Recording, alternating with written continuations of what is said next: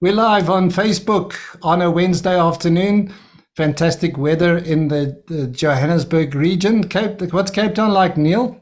Cape Town's nice. There's a bit of a cool breeze, but sunny. Very nice. Okay, that's pretty cool. Yeah, and we've got Brian again. Welcome, Brian. How's it, guys? Lovely to be joining you again. I can confirm that Joburg is weathery and getting quite hot. Absolutely. Yeah, and it's summer, so people are out there looking to get their summer bodies in tune, right? So for personal trainers, this is the time to make hay and to get more clients on board and yeah, grow your business. So that's what summer is all about. So we want to talk today about why do people need personal trainers. So we actually, what I think would be cool is if people are watching this video, you as a personal trainer can make some notes and you can use these arguments with your clients. And Argument.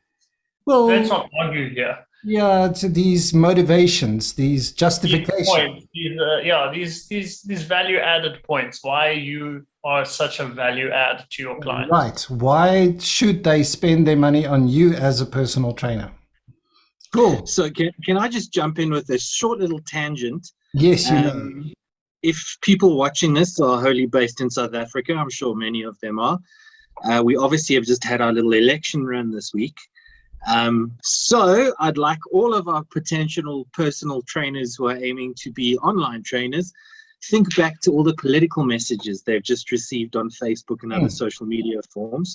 Good And with point. that in mind, maybe visit some of the other videos we've done over here on how to enhance your digital profile and see how effective it can be. So back to the topic though, why do people need a personal trainer? Because they probably look like me, not so Neil.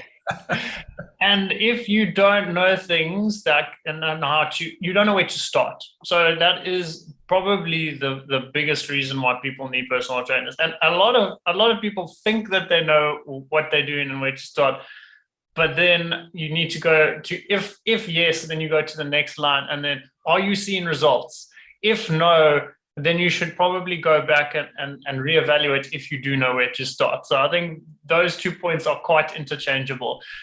People don't know where to start. Trainers study this. It's a profession for a reason. There are a multitude of things that make up results, but there are fundamentals that you need to start with. And so many people are very caught up in the fluff that doesn't actually help get you the results. Best example, and I get this, like I was taking weights out of my car the other day and someone walked past on the street, and the first question, they knew the right question to ask me, and they were like, what supplements should I be taking? Oh my word. Don't worry about supplementation. They were like, what? No, but which ones? I'm like, don't worry about supplementation. Supplements can help you like when you've got everything over here right. And they were just so stuck on the idea that they believed that the supplementation is where the results come. And again, that's like a form of really, really good marketing. So not knowing where to start, and if you're not seeing results, those are my first two that I'd like to just briefly discuss. Okay. Yeah, that sounds like good advice to me. But I'm not so sure that for a lot of people, would that be enough reason? I mean, I could figure out some of that stuff myself. Where to start. I could go on YouTube and I can search the best place to start with my exercise program. You'll find the best clickbait videos that you're possibly looking for.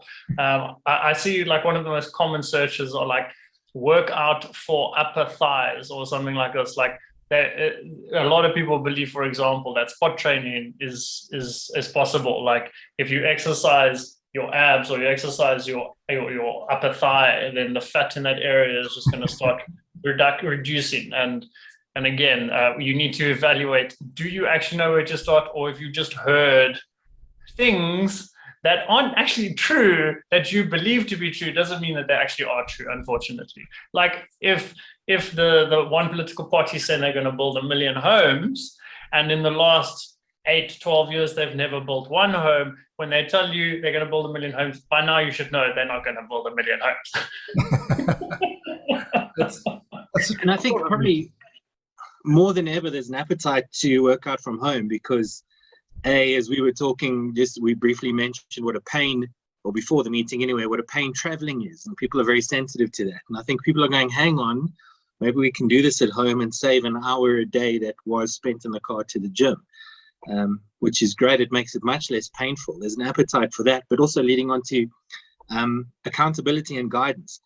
Because if you are gymming at home, you take for granted that there are, maybe not very accessible and maybe not a lot, but there are people, there are staff at a gym who can help you out with the odd question. And when you're doing it at home, there aren't, so there is a massive opportunity there as well to engage with someone. Yeah, no, those are good points. As well as, I'm thinking it's often quite easy to get going and to train on your own, but after a while you get a bit stale, or you just sort of lose interest, lose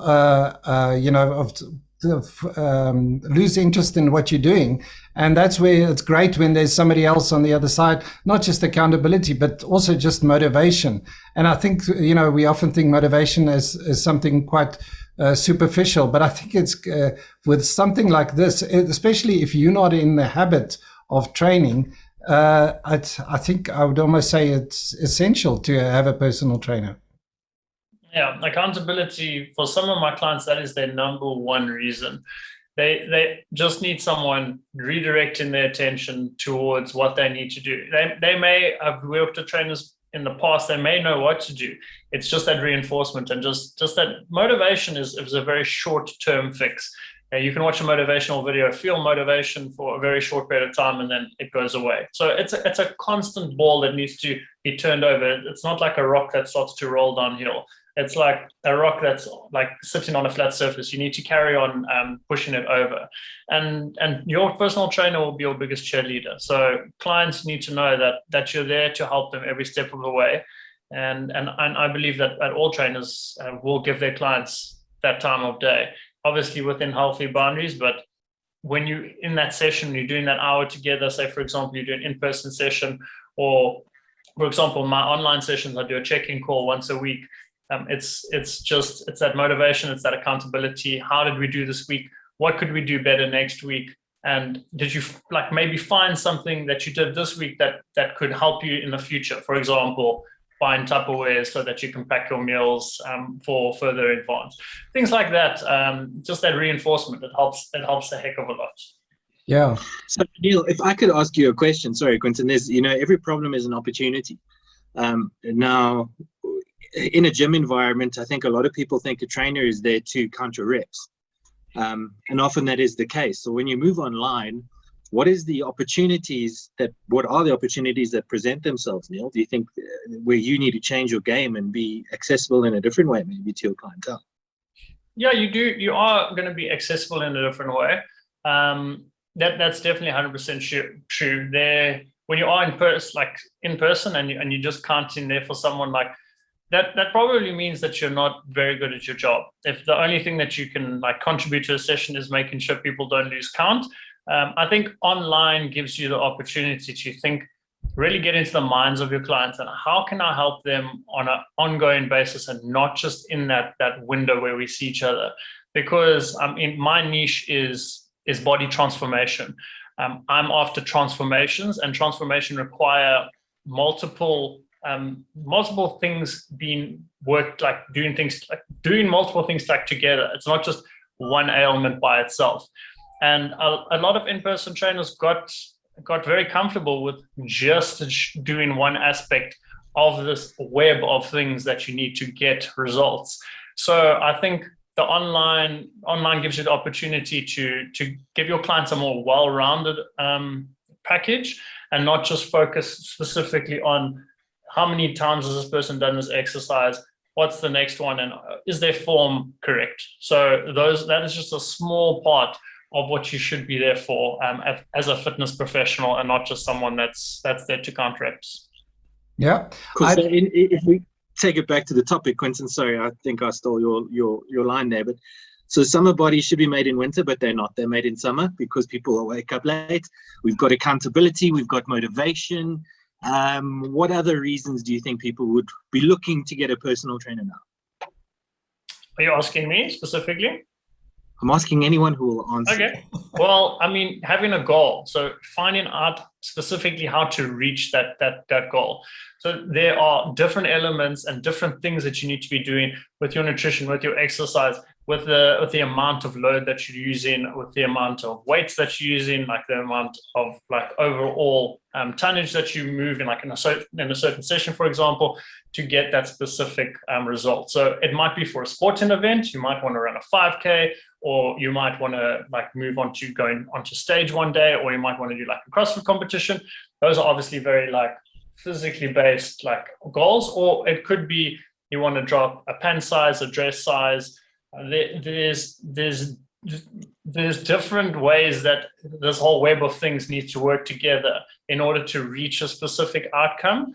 And even if you have experience on yourself and you think that you've got it figured out, if your goal ever changes and you want to like achieve something differently, a personal trainer will be there, like the hotspot of information to be able to tell you, okay, this is what you were doing with your nutrition, with your water, with your with the amount of way that you were exercising. In order to get this result for whatever you want to achieve now, this is what you need to do, A, B, C, D, instead of going off and like trying to research, sieving through all these like different articles that are pulling your attention in different directions.